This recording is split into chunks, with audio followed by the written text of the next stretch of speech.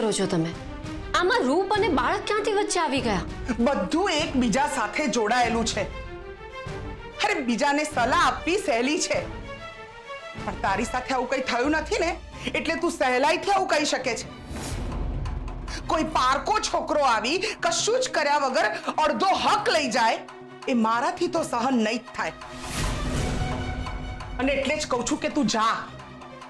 મારે આ વિષય પર વાત જ નથી કરવી, કારણ કે મારું દુઃખ કોઈ નહીં સમજી શકે. હું બધું જ સમજુ છું લજ્જા આંટી. અરે સમજતી હોત તો આવી વાત કરી જ ના હોત ને. લજ્જા આંટી પ્લીઝ તમે માની જાઓ ને. નહીં સરગમ, તું જીદ નહીં કર, તું જા અહીંયાથી. ના, આજે તો હું તમને જમાડીને જ જઈ.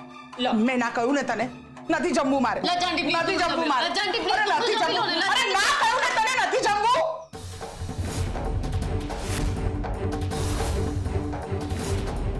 સરગમ, તું સમજતી કેમ નથી? હું ના કહી રહી છું. તું મારા હાથે અન્નનો અનાદર કરાવી રહી છે. અરે હું ના પાડું છું કે મારે નથી જમવું, નથી જમવું, તોય એની એ વાત કરે છે તું.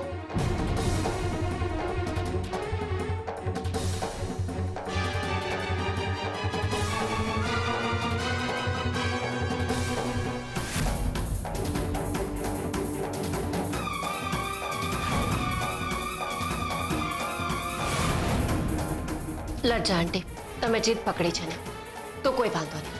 તમે તમારી જીદ પકડી રાખો. તો પછી હું પણ જીદમાં છું કે જ્યાં સુધી તમે નહીં જાઓ ત્યાં સુધી હું પણ કઈ નહીં જાઉં.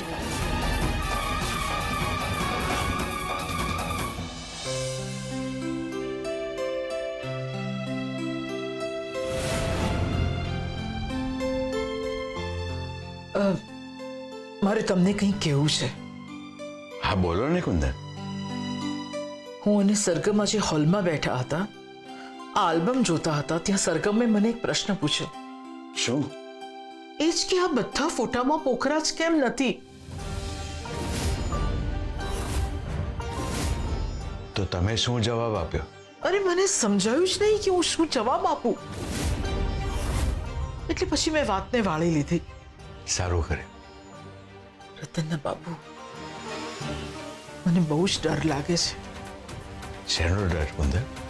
એ જ કે આટલા વર્ષો આપણે જે વાતને છુપાવી છે એ જો કોઈને ખબર પડી જશે તો? આ કઈ વાતની વાત કરે છે? આજે તો હું જાણીને જ રહીશ. ઇન્દુ આંટી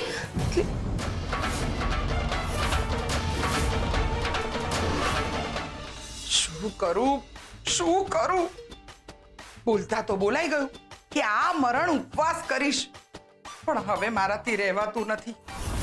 મને તો એ નથી સમજાતું કે લોકો ભૂખ્યા કઈ રીતે રહેતા હશે. સવારથી કઈ જ ખાધું નથી, હવે તો એક એક સેકન્ડ ભારે પડી રહી છે. સરગમ તો મારા માટે જમવાનું લઈને આવી હતી, પણ મેં હોશિયારીમાં બધું ઢોળી નાખ્યું. હું શું કરું? મને ભૂખ લાગી છે. અરે ઇન્દુ આંટી તમે અહીંયા શું કરો છો? હા ના, હું અહીંયા ઊભી નથી, હું તો અહીંથી પસાર થતી હતી એટલે મોટીબાના મોઢે મેં પોખરાજભાઈનું નામ સાંભળ્યું. મને એમ થયું કે લાવ ને જાણી લઉં, કંઈક એમના સમાચાર હોય તો. બસ એટલું જ. ઇન્દુબેન, તો તમે બહાર કેમ ઊભા છો? તમે મને અંદર આવીને પૂછત તો પણ હું તમને જવાબ આપી દેત. આમ બહાર ચોરની જેમ કેમ ઊભા છો તમે? મોટીબા, તમે જેવું સમજો છો ને એવું કંઈ જ નથી. હો, મારે એક કામ છે, મને યાદ આવ્યું. હું પતાવીને આવું. હો, હા આવ.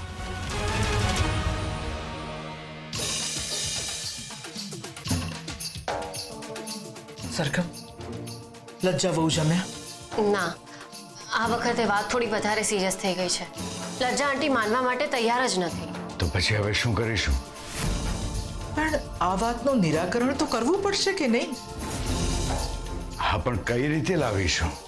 મને લાગે છે કે તમારે તમારો નિર્ણય બદલવો પડશે. એટલે અયાનને પેઢી પર ના બેસવા દઈએ એમ? ના ના, એવું નથી કહેતી. આનો અર્થ એ નથી કે અયાનને એનો હક ના આપીએ. પણ બસ રીત થોડી બદલવી પડશે. તો કહેવા શું માંગે છે? મેં આ વિષય ઉપર બહુ વિચાર્યું. લજ્જા આંટી એવું ઈચ્છે છે કે પેઢી ઉપર એકલા ચિરાગભાઈ જ જાય, તો આપણે એમને એકલા જવા દઈએ. પછી અયાનનું શું? આપણે પ્રહલાદનગરમાં જે બીજી દુકાન લીધી છે ને, અયાન માટે એ દુકાનનું ઓપનિંગ કરી દઈએ. શું? હા બાપુજી, મને લાગે છે કે આ જ યોગ્ય રહેશે. પ્રહલાદનગર વાળી બીજી દુકાન આપણે અયાન માટે ઓપન કરી દઈએ. આનાથી લજ્જા આંટીની વાત પણ મનાઈ જશે અને અયાન આપણા બિઝનેસમાં પણ જોડાઈ જશે.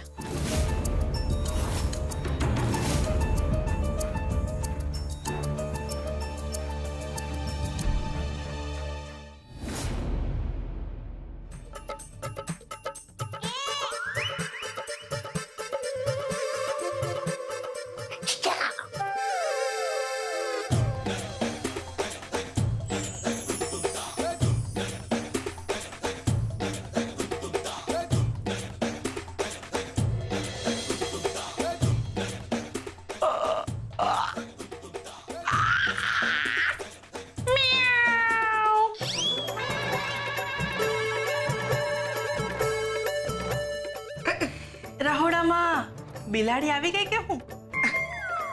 અરે આ તો લજ્જાબેન તમે છો. મને તો એમ કે રસોડામાં બિલાડી આવી ગઈ. આ તો એ તો શું લજ્જાબેન? ઇન્દુબેન, આ કઈ મેં ખાવા માટે નથી લીધું. તો શેના માટે લીધું છે? આ તો છે ને ભગવાનને પ્રસાદી ચડાવવા માટે લીધું હતું. એમ? લજ્જાબેન, માણસની ચાલ બદલાય ને અને મને તરત ખબર પડી જાય કે હવે કઈ બાજુ વળવાનું છે. અને તમને તો બરાબરની ભૂખ લાગી છે, અને તમારે આ સફરજન ખાવું એ છે. તમે ચિંતા ના કરશો, હું સમજુ છું તમારી પરિસ્થિતિ.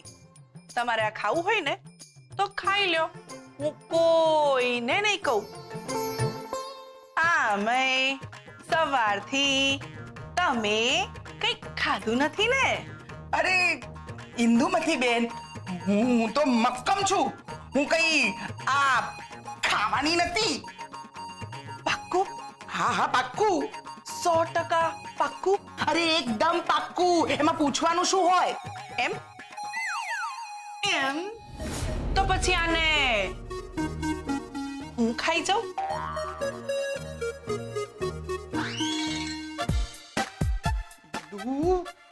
ઇન્દુને તો હું બનાવી દઈશ બિંદુ.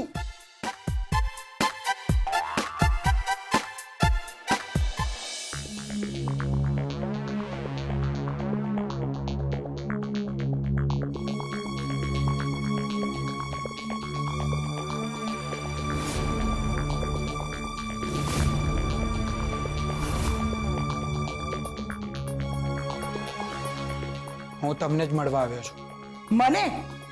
મને શું કામ? તારે તો મારી સામે પણ ના આવવું જોઈએ. ના મારે તારું મોઢું જોવું છે, ના તને મળવું છે. હું આ તમને આપવા આવ્યો છું. આમાં શું છે? 10 લાખ રૂપિયા.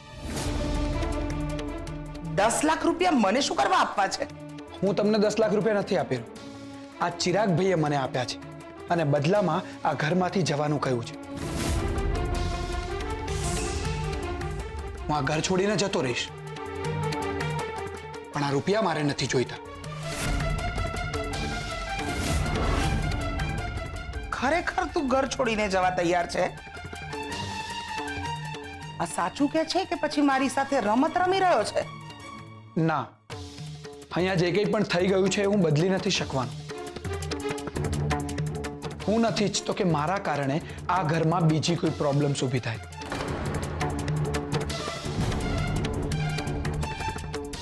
સવારથી તમે જમ્યા નથી, કંઈ ખાધું પીધું નથી. તારે બધી શું લેવા દેવા છે? મને ખબર છે કે તમને મારા પ્રત્યે લાગણી નથી, પણ મને બધાની ચિંતા છે. એટલે મેં જ નિર્ણય કર્યો છે કે હું આ ઘર છોડીને જતો રહું, એટલે બધો જ ઝઘડો ખતમ. તારે ક્યાંય નથી જવાનું.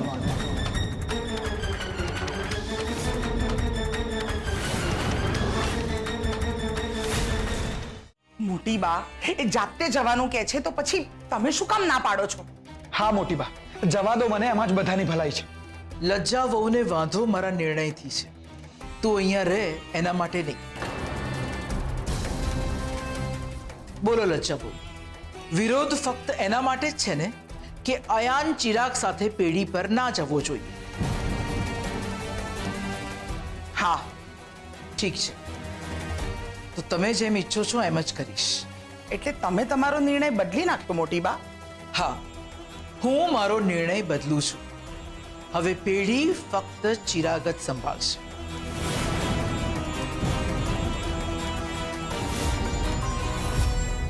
થેન્ક યુ મોટી બા, મારી વાત માનવા માટે. લજ્જા વહુ, ઘરમાં કોઈ દુઃખી હોય તો એવું નથી જોઈ શકતી. કોઈ બેચેન હોય તો મારાથી નથી જોવાતું. પછી સરગમે મને વચ્ચેનો રસ્તો બતાવ્યો ને મને એ યોગ્ય લાગ્યો. એટલે અયાન, તારે હવે ઘર છોડીને ક્યાંય નથી જવાનું. પણ મોટી બા, લજ્જા આંટીએ કંઈ જ ખાધું નથી. તો ચિંતા ના કરીશ. હવે લજ્જા આંટીની વાત માની લીધી છે ને, તો એ જમી લેશે.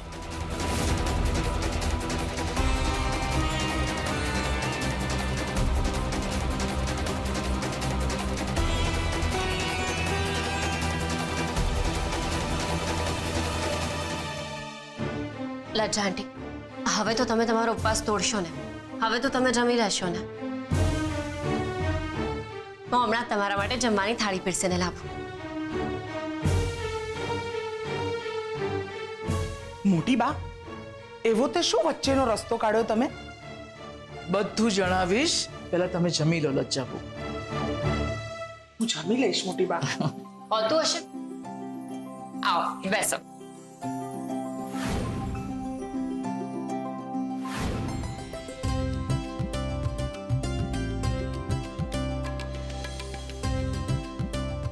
આજે તો હું તમને મારા હાથેથી જમાડીશ.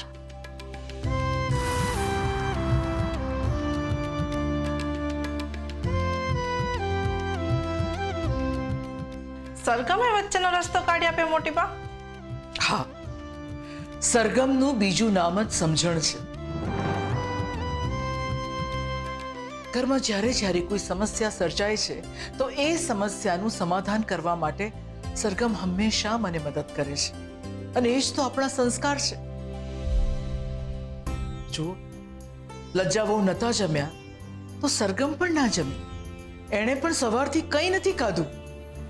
સરગમે પણ? હા, સરગમે પણ. કારણ કે સરગમ એના પરિવાર સાથે જોડાયેલી છે, જેમ હું મારા પરિવાર સાથે જોડાયેલી છું. અને આ જ તો આપણા સંસ્કાર છે. જો માણસ ભૂખ્યું હોય ને જમે તો એ એની પ્રકૃતિ છે. ભૂખ ના હોય ને જમે તો એ એની વિકૃતિ છે. પણ પોતે ભૂખ્યા રહીને બીજાને જમાડે તો એ એની સંસ્કૃતિ છે. સરગમ, તું પણ જમી લે. ઇન્દુબેન, આશા રાખું છું કે તમને પણ અમારી સંગતની અસર આવે. તમારી અંદર જે વિકૃતિઓ છે એ બધી બહાર આવી જાય ને તમારી પ્રકૃતિ બદલાઈ જાય. તમને પણ અમારી સંસ્કૃતિનો રંગ લાગે.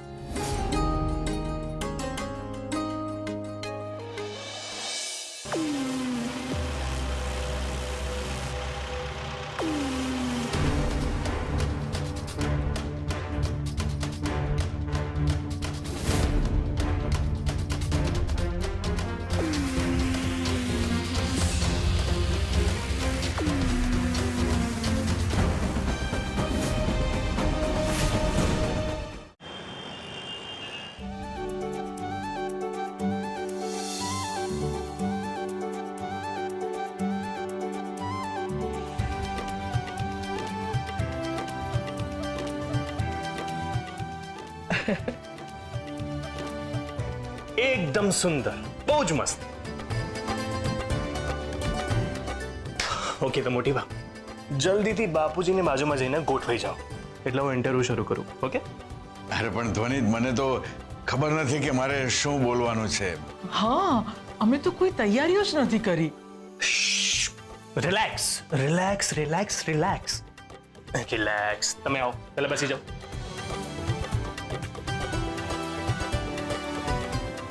રિલેક્સ. તમારે લોકોએ ચિંતા કરવાની કોઈ જરૂર નથી. હું છું ને. ખાલી હું તમને જસ્ટ થોડા પ્રશ્નો પૂછીશ અને તમારે જવાબ આપવાના છે, બીજું કંઈ જ નથી. અને અહીંયા કેમેરો છે ને એ ભૂલી જાઓ. આપણે બધા જસ્ટ વાતો કરીએ છીએ એમ સમજો. ઓકે, તો રેડી છો? Okay okay, action. હા તો મોટી બા, તમે મને એ જણાવો કે પરિવાર એ શું?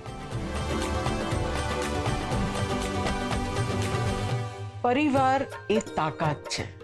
કોઈ એકલો માણસ હોય તો લોકો એને તોડી શકે, પણ લાકડાની ભારી હોય તો એને તોડી શકાય? એમ પરિવારવાળા માણસને કોઈ તોડી નથી શકતું. સંસ્કાર એ પાયો છે, એની ઉપર માણસના જીવનની આખી ઇમારત ચણાય છે. Okay, next question. મોટી બા, હવે તમે તમારા પરિવારના સભ્યો વિશે જણાવો. તમારા મોટા દીકરા એના વિશે જણાવો. મારા રતન વિશે શું કહું? એ તો એટલો સારો ને ડાયો, પણ અમારી વચ્ચે cut cut cut cut cut cut. મોટી બા, તમે શું બોલી રહ્યા છો? તમારા મોટા દીકરા પોખરાજ અંકલ છે અને તમે મારા ડેડ રતન વિશે બોલી રહ્યા છો.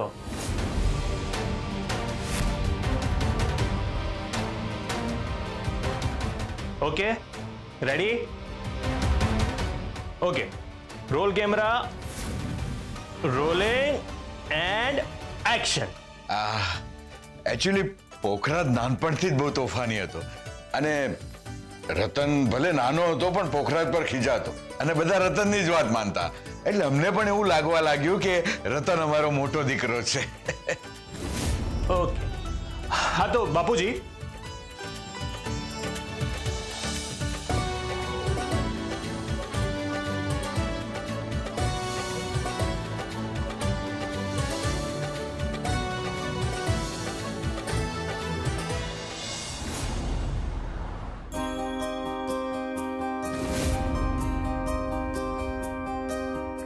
અયાન,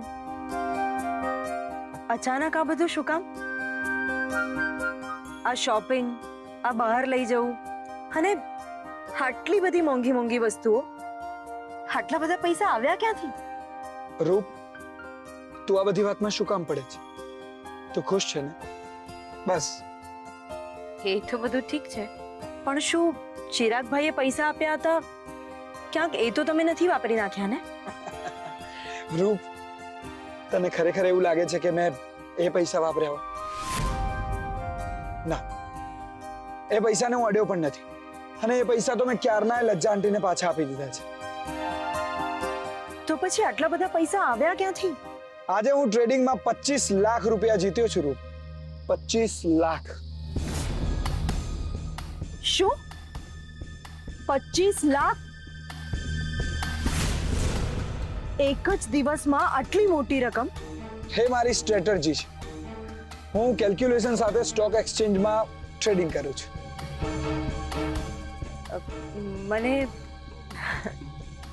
મને અંદાજો નહોતો કે તમે સ્ટોક એક્સચેન્જમાં ટ્રેડિંગ કરો છો. એ જ મારું મેઇન કામ છે રૂપ. અને આ લોકોની પ્રોપર્ટીમાં જરા ઇન્ટરેસ્ટ નથી. અયાન, આ વિષયમાં મને બહુ સમજણ તો નથી, પણ એટલી ખબર છે કે આમાં લોકોના ઘરબાર વેચાઈ જાય છે અને લોકો પણ વેચાઈ જાય છે. એટલે જે કંઈ પણ કરો એ સંભાળીને કરજો. રૂપ, હું વર્ષોથી ટ્રેડિંગ કરું છું અને આજ સુધી મને ક્યારેય નુકસાન થયું જ નથી. તો હવે કેમનું થાય? હું કોઈ નવો નિશાળ્યો નથી. અયાન!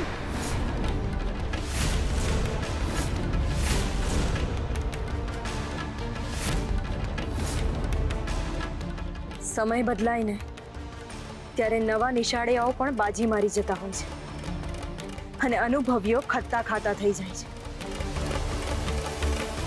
કોન્ફિડન્સ સારી વાત છે, પણ ઓવર કોન્ફિડન્સ હંમેશા માણસને પછાડી દેતો હોય છે. એટલે કોન્ફિડન્ટ થજો, પણ ઓવર કોન્ફિડન્ટ ક્યારેય ના થતા. ઠીક છે.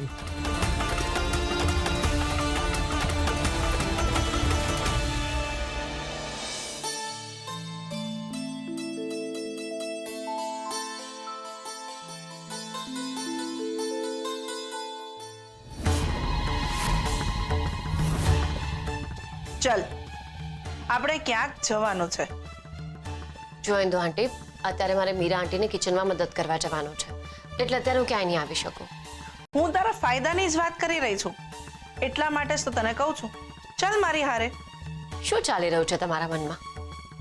મહેરબાની કરીને કોઈ જ રમતો ના રમતા. મોટીબાની ઈચ્છા છે કે તમે બદલાઈ જાઓ, અને મારી ઈચ્છા છે કે મોટીબાની ઈચ્છા પૂરી થાય. અરે હું ખરેખર જ બદલાઈ ગઈ છું, અને એટલા માટે જ તો હું તને ખુશ ખબર આપવા માંગુ છું, અને એટલે જ કહું છું કે ચાલ મારી હારે. ખુશ ખબર? હા, એ જ કે તું જેને પોતાનું સર્વસ્વ ગણતી હતી, પોતાની દુનિયા ગણે છે, એ તારી માં, બાપ, ફ્રેન્ડ, તારી દી, તારી અનાહિતા દી હજી જીવતી છે.